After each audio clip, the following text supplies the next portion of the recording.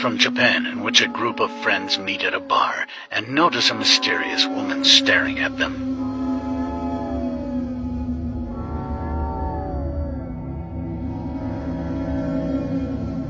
They then arrive at a subway station where the woman is following them.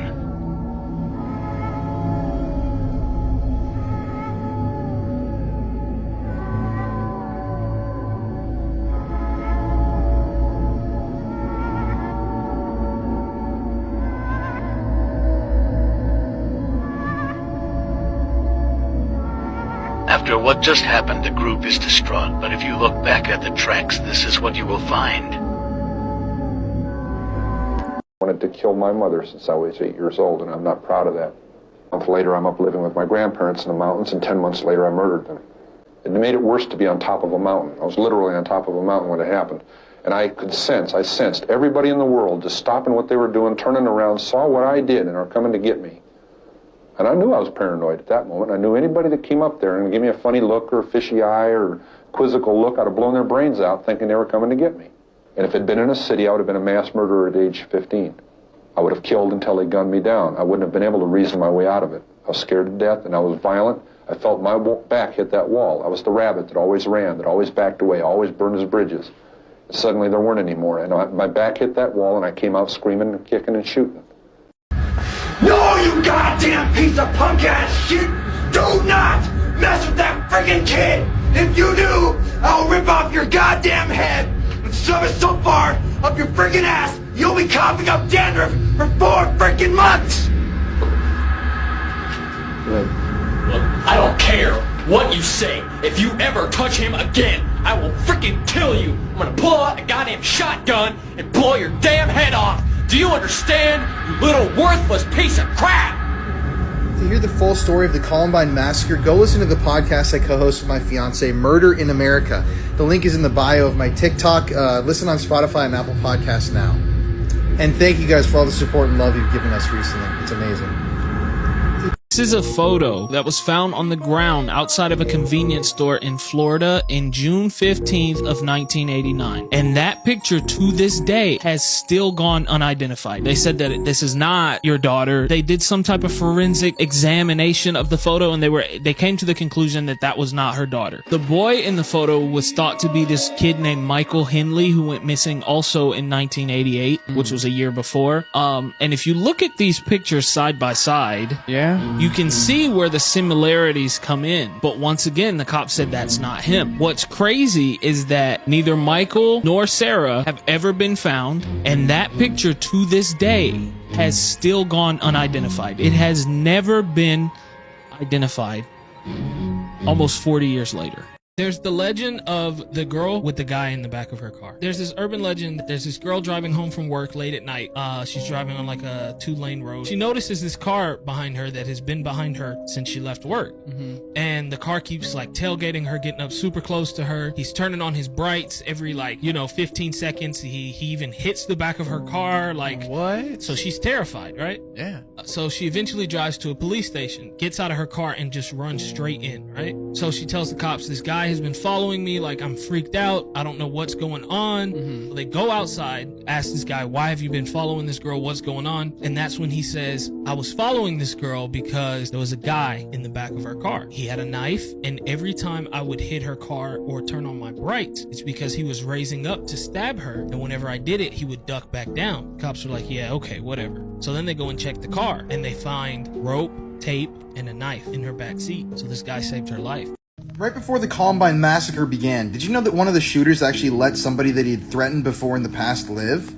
The student that Eric Harris allowed to survive was a guy by the name of Brooks Brown. You can see him right here in a school photo with Eric Harris standing right behind him. Eric and Brooks were friends before the massacre, but in the past, Eric had actually threatened Brooks on his website. You see, Eric had this website where he would rant about life, write really dark things, and provide instructions on how to create chaos. And at one point on his website, Eric actually threatened to kill Brooks, and Brooks' father reported it to the police, but the police never looked into it. The morning of the shooting, only moments before the violence began, Brooks ran into Eric outside of the school, and Eric told Brooks to go home, thus saving his life. Brooks is alive and well today, and he speaks frequently about the massacre. If you want to hear the full story of Columbine and play-by-play of that day and some reasoning behind why it happened, go listen to my podcast, Murder in America. I co-host it with my fiance. This is our latest episode. The link is in my bio. You can listen on Apple Podcasts and Spotify. And thank you. The show The Watcher on Netflix is scary, and it's based on a true story. Let's take a deep dive. So if you've seen the show before, it's basically about a family that moves into a house in New Jersey and someone watches them, aka stalks them, harasses the family, all that. This is the house that the story originally came from in real life, 657 Boulevard in Westfield, New Jersey. The show follows the fictional Brannick family, pictured here, who are based on the real-life Broaddus family, pictured right here. So basically in 2014, this family, the Broadduses, they purchased the house at 657 Boulevard in Westfield for $1.3 million. And they were getting all their ducks in line and getting ready to move into the house when they received the first letter from a phantom man named The Watcher. Here's some of the text from the original letter. He says that my grandfather watched the house in the 20s, my father watched it in the 60s, now it's my time. And the family continued to receive these mysterious letters until they became threatening. I'm going to post a part 2 soon, so follow if you want to hear more. Have you ever heard of the case of Angela Hammond? No, I can't say I have. This is honestly one of the scariest cases I have ever researched. So Angela Hammond, she was a mother from Clinton, Missouri. So in 1991, she was at a grocery store, and you know, back then the general public didn't have cell phones. So she was standing like right outside of her car on the phone, on the payphone with her fiance. Her fiance's name was Rob, right? So she was on the phone with Rob, whatever. And then she told Rob, she was like, this weird car keeps circling around, like driving back and forth, and he was telling her like, just get out of there, like don't even worry about it. Eventually Rob hears on the phone Angela say he came back, and then she hears a man say, get out of your car. I guess she had tried to like get in the car, and then he hears Angela scream and the call is ended. So Rob, freaking out, was like, oh my gosh, what am I gonna do except go there and try to get her, right? So Rob drives across town to get there. He ends up hearing somebody screaming his name driving across from him. This is the craziest part. Rob turns around, hits a U-turn, starts pursuing this truck. His transmission goes out. The car gets away, and he has never seen his wife again. There have been zero leads as to what happened to Angela Hammond ever since then. So whatever happened to Jeffrey Dahmer's apartment at the Oxford Apartments? If you don't remember, this is where Jeffrey Dahmer was eventually caught, and this is where they found all of the gruesome discoveries associated with Jeffrey Dahmer. It's absolutely eerie to look at photos of his apartment and consider what they found in there. But what happened to the building, the Oxford Apartments building? Well, obviously after investigators discovered what they did in Jeffrey's apartment, the place was stained forever. And so shortly after all this happened, the apartments, the entire complex, they were demolished. And nowadays all that's left is this patch of grass where the apartments once stood. It's got to be eerie living in one of these units and knowing exactly what happened right here. I actually went and filmed a whole Jeffrey Dahmer documentary where we visited the old Oxford Apartments area and investigated for paranormal activity. Let me tell you, that place is loaded with energy. At one point, using our devices, we captured what looked like bodies laying on the ground, like 3 or 4 of them. And I think at one point, using one of our devices, we literally heard the voice of Jeffrey Dahmer coming through. I'm not kidding. I know that sounds really extreme, but you have to listen to the video and just see what I'm talking about. Anyways, it's called The Ghost of Jeffrey Dahmer if you want to look it up and learn more about the Jeffrey Dahmer story. And my wife and I actually did a whole Dahmer series on our podcast, Murder in America, if you want to listen to what I'm talking about.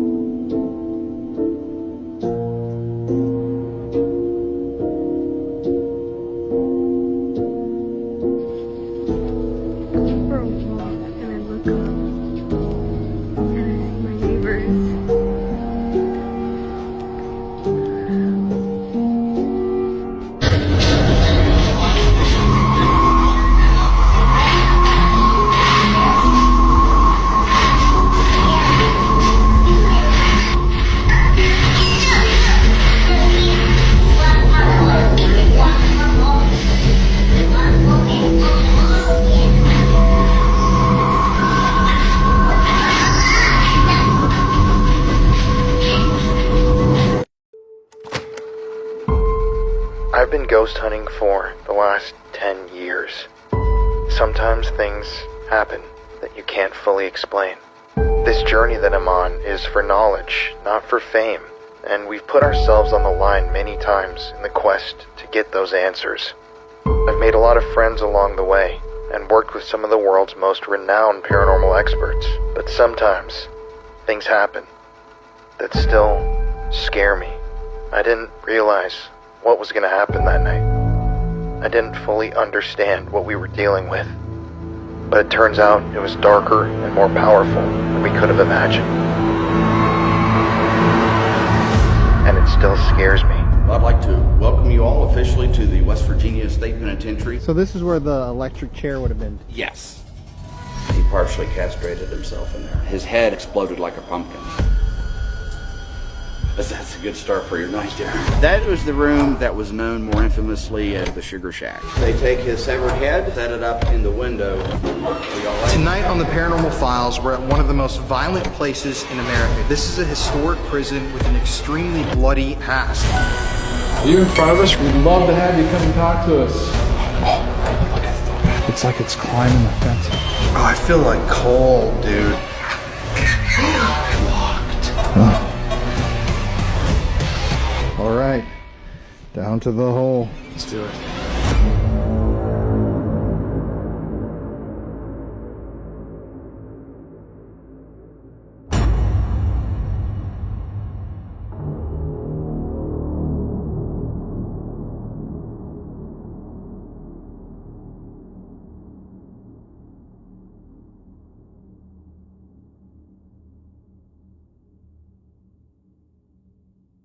I'm going to warn everybody right now, the case that we're about to cover is easily one of the most disturbing true crime stories I've ever heard in my life, so viewer discretion is really advised for this one. This is Kevin Davis. He was 18 years old back in 2014 when this horrific event took place. Kevin lived here in Corpus Christi, Texas, and shared an apartment with his mother, Kimberly, and his sister, Destiny. On May 26, 2014, Kevin snapped. He had been having homicidal thoughts for a long time, but on that particular day, he decided to bring his dreams and his fantasies into reality. On that morning, Kevin told his mother, Kimberly, that he wanted to unalive himself, and she told him that she couldn't stop him if he wanted to. After hearing this unexpected response from his mother, Kevin went into a rage. He grabbed a cord and attempted to strangle his mother on the couch where she was sitting. But his mom, Kimberly, managed to fight him off, and in a panic, Kevin went into the other room and grabbed a hammer. Now this is where it gets really disturbing, so if you're still here with me and you have a weak stomach, don't keep listening. Kevin then bashed his own mother's skull in with the hammer, hitting her at least 20 times. And he then grabbed a knife from the kitchen and inserted the knife into the head wound.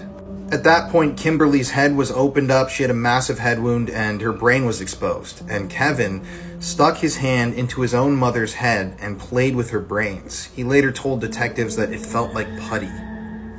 Now, after his mother was dead, Kevin dragged her corpse into another room and her, which is unbelievably shocking and disgusting. After all this was said and done, he went to a neighbor's house, told them to call 911, told them that he had just murdered someone, and he was arrested without incident. When Kevin ultimately arrived at the police station, he was brutally honest with investigators about his crimes. I listened to the entire interrogation, and I cannot unhear some of the things that he told investigators. It's vile and shocking. But at one point, he smiles at the investigators with a little grin and says, "Yes, I guess I lost my to a corpse."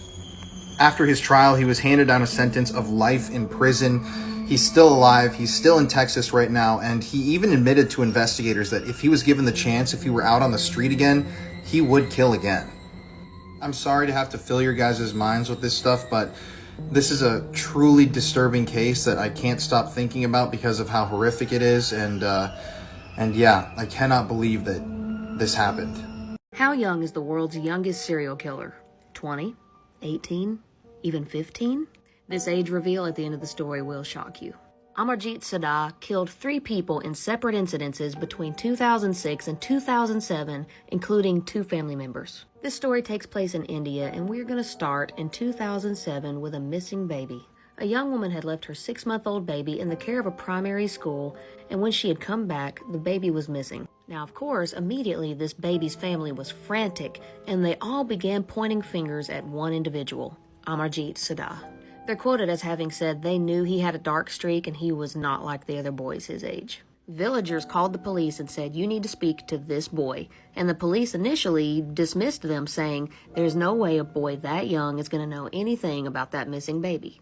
Ultimately, the police listened to the villagers and tried to speak with Sada, and his parents were hesitant to let him speak to the police. And the disturbing fact is, the reason the parents were hesitant to let their son speak to the police was because they already knew that the boy had killed his cousin and his baby sister.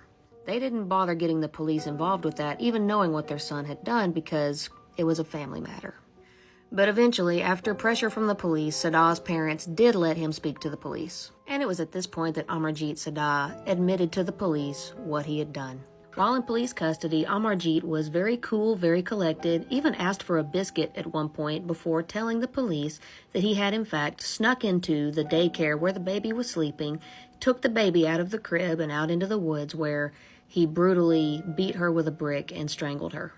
He also admitted to having killed his 8-month-old baby sister in the same fashion, as well as his 6-year-old cousin. The father of this 6-year-old cousin was one of the family members who kept Sada's crimes under wraps. Family loyalty was obviously a big deal in the Sada family. But again, with the outcry for this baby infant to be found, they could no longer keep a lid on this, and the monster that this boy was came to light. And the shocking truth is, this boy was only 7 years old.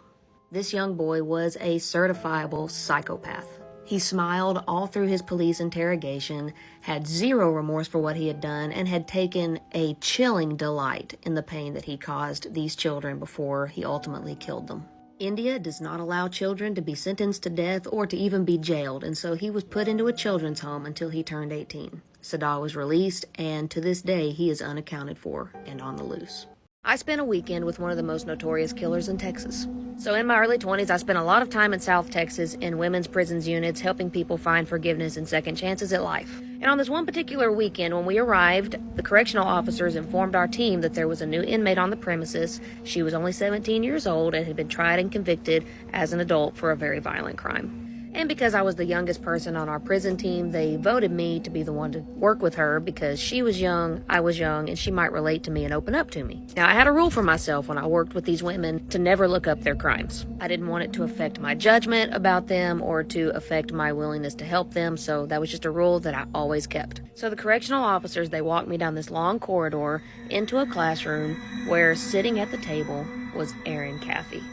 Now, Erin Caffey is a tiny thing. Now, I'm a tiny person, and I dwarfed her. She's very small, very timid, very soft-spoken, rarely will look you in the eye. And my first thought whenever I lay eyes on her and I sit down across from her is, how can somebody this small and this timid possibly be convicted as an adult for a violent crime? What violence is she possibly capable of? Little did I know. We started talking, and we kind of started to get to know each other a little bit, cracked a few jokes. I tried to get her to lighten up. And eventually she did start kind of opening up to me, and she started volunteering some details about her version of what had happened the night of her crime. And I have to admit, even though I had a rule to really try not to know what people had done, I was very curious because, again, here's this tiny little thing. She's 17 years old, looks scared to death, and she's in this facility. And well, her version of the events that took place the night of the crime led me to believe that she was a victim in all of it and that it was really out of her hands. She couldn't stop it, and she's haunted by it, regrets it every day of her life, and she just wishes she could take it all back. And y'all, she was so convincing, just absolutely convincing, that I truly believed that she was innocent. She had somehow gotten mixed up with the wrong crowd, was wrongly convicted. And I started brainstorming in my head, like, how can I raise awareness about this and help her get out? Little did I know, in my naivety, that this young lady was a psychopath. She was very cunning, very manipulative, and the small, mousy, timid, soft-spoken thing was very much a calculated tactic to be a wolf in sheep's clothing. And my time with her started a long season of my life of panic attacks and nightmares, and I'm going to tell you more about that in part 2. The story of this American female serial killer will make your hair stand up. As if her crimes are not horrific enough, she earned the nickname the Giggling Granny.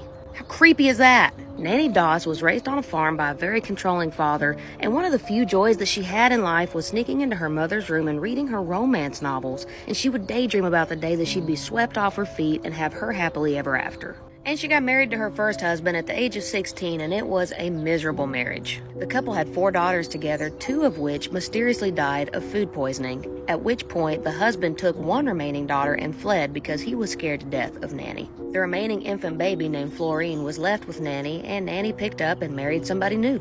Now this man was an alcoholic, but despite that, they were married 16 years and raised Florine together. This is where the bloodbath really begins. Nanny was in the room right after her daughter Melvina had given birth to her second grandchild, and while Melvina was still loopy from the labor drugs and she was exhausted, she could have sworn that she saw Nanny stick a hat pin in the baby's head. Melvina kind of passed out and went back to sleep, but when she came to, she started asking her family members, did Nanny have a hat pin and stick the baby in the head? And the family regretted to inform Melvina that the baby had in fact died, and yes, they did see Nanny holding a hat pin.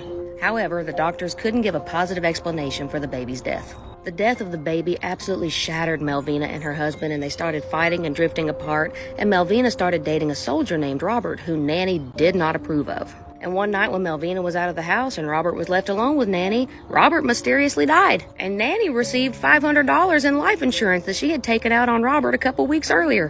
Not long after that, Nanny's husband forced himself on her, and she didn't like that, so she put rat poison in his corn whiskey jar, and he died that night. Nanny married her third husband only 3 days after meeting him, and he died shortly after this of heart failure. She picked up some life insurance, bought some land, and built a new house. Her late third husband left behind a mother and a bedridden sister who also died shortly after. At this point, Nanny burned the house down, took that life insurance money, and moved on. Then Nanny landed a fourth husband, and at this point her mom moved in with him. She found out that her husband was cheating, so she poisoned him to death, and for good measure, she poisoned her mom to death too.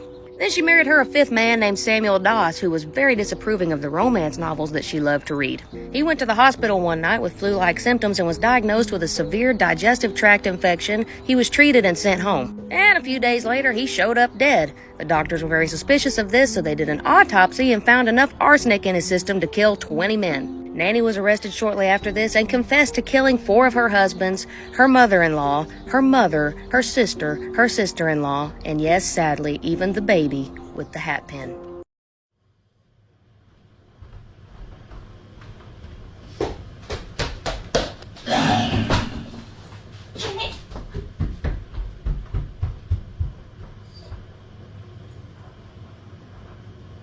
This is Peter Scully, one of the worst pedophiles in world history. I'm about to tell you his story, but seriously guys, this one is incredibly disturbing. It's so dark, and viewer discretion is really advised for this video. So Peter Scully, he's still alive. He was from Australia, he had a family there, but he was engaging in criminal activities, and he eventually fled the country and moved to the Philippines. And this is where the darkness really began. While he was in Australia, Peter Scully started up an international child sex abuse ring. The things that were done to these kids are, I can't even talk about them here on TikTok, but he also started up a pay-per-view video service. And with these videos, he was producing CP, but one of the most extreme forms of CP that can possibly be produced. So how did all this happen? Well, when he was out living in the Philippines, Peter Scully had 2 Filipina girlfriends. They would go out to the streets, they would find kids that needed money or looked impoverished, they would bring them back to the house they shared with Peter, and the things that went on afterwards are literally unspeakable. Remember, like I mentioned before, Peter was the head of an international ring of people that enjoyed the abuse of kids, and he provided videos for these clients. But his most infamous video was titled Daisy's Destruction. This video that he produced was so extreme, so hardcore that people on the internet, when they heard about what happened in the video, literally thought that it was an urban legend, and they thought that there was no way this could be real. This is an actual screenshot of the beginning of the video. This is a screenshot from the very beginning of the video. In the video, 3 young girls are repeatedly tortured for hours and hours on end by Peter Scully and his 2 girlfriends from the Philippines. They are beaten, they are sexually abused. I can't even describe, like I said on TikTok, some of the things that happened in this video. And 18-month-old Daisy. Now keep in mind that all of this was on camera. That's the most disturbing part of this. One of Peter's victims actually ended up dying. They were buried in his house. And this sick individual literally sold that video footage across the world. And what's even more disturbing is that there were lots of people willing to pay to see that video. I'm not kidding. People were paying $10,000 to view this video. That is absolute insanity that there are people that sick out there in the world. And this is only the beginning of the crimes that this guy carried out. Some of the other stuff that we're going to touch on is absolutely disgusting. It's just horrific. And the story of how Peter Scully was eventually identified and arrested is extremely captivating. I'm going to run out of time here on this video, but if you want to see a part 2, let me know below. This story is far from over.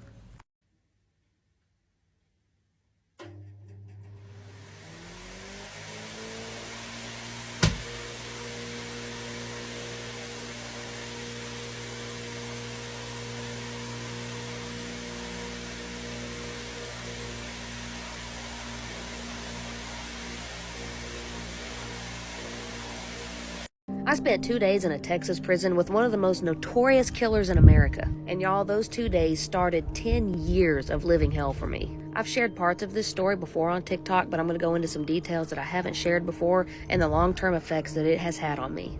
I was working one time with this inmate, and she was 17 years old, had been tried and convicted as an adult. She was in an adult prison for masterminding and participating in the slaughter of her entire family. Her dad was the lone survivor, but unfortunately her mother and 2 younger brothers did not survive the attack. And this weekend, as I'm working with her, I had never met her before and I had not heard her story, and so she was able to take me for a ride, basically telling me the version of the story that she wanted me to hear. And what I didn't know is that she is a psychopath. And she was getting sick pleasure out of toying with me, watching my emotional responses, and just seeing what she could get away with. And I was totally sucked in. I totally was buying everything she was telling me. And I felt pretty safe around her because she was a small, petite person. But the moment that everything in the room changed was whenever she was looking down. She really wasn't even looking at me. She was just kind of looking down and talking real soft like this.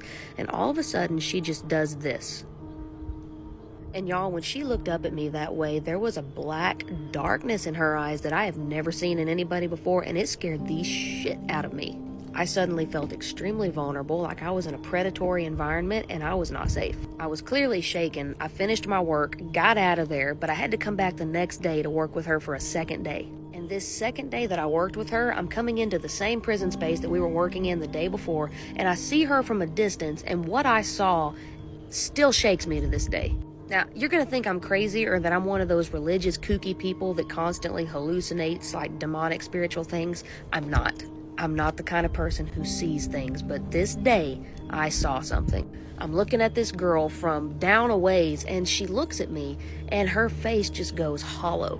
Her eyes go black and sunken in, almost like I'm looking at a skeletal version of her. And the only thing that I can explain it is that maybe there was something evil around her that almost was standing between me and her, and I was seeing through this thing. And it was a way of me seeing that there is evil around her and that I need to be cautious. But y'all listen, this 2-day weekend with her started 10 years of nightmares, panic attacks, sleep paralysis, seeing shadow figures in my room. To this day, I have had hauntings and unexplained poltergeists in every place I've lived. I'm talking about things being knocked into the floor, things being knocked off of shelves, hearing people crawling around in my living room at night when I'm sleeping in the bedroom above. I wasn't much of a believer in the paranormal before I worked with her, but trust me, it made a believer out of me.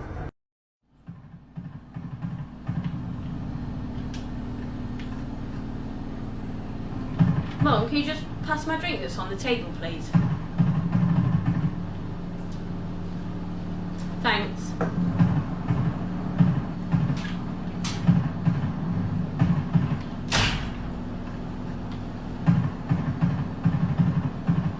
This is Jimmy Savile, one of the worst pedophiles in world history. And let me warn you, this is a really disturbing story, so viewer discretion is advised. Jimmy Savile was an English DJ, radio and television personality, and a very, very famous entertainer. Jimmy came from practically nothing and became a superstar in England. When he was younger during World War II, he worked in coal mines, but he eventually started wrestling and then DJing, and that's where he really rose to fame. Now, people in England loved Jimmy Savile. During his illustrious career, he was knighted by the Queen herself. and he was known to be great friends with the royal family. He also hosted a number of huge British television shows like Top of the Pops, and he had his own kids show called Jim Will Fix It. And when Jimmy died in 2011, the country of England mourned him. They were really sad to see him go, but that's also when all of these accusations came out. And soon people knew the truth about Jimmy Savile, and he was not a good guy.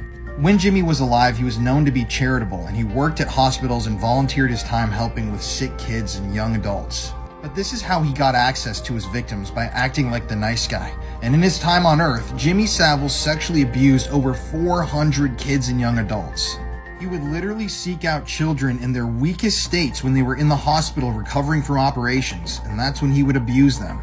But something that I find extremely disturbing about this whole story is that everybody around Jimmy Savile knew that he was a pedophile, but no one was reporting it. In the hospitals that he volunteered at, nurses would literally tell the children to act like they were asleep when Jimmy was around because they feared what he would do to them.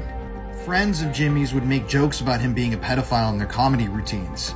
Even powerful people at the BBC knew that Jimmy Savile was sexually assaulting children, hundreds of children, but they did nothing. You see, he was worth too much. He was too valuable to them.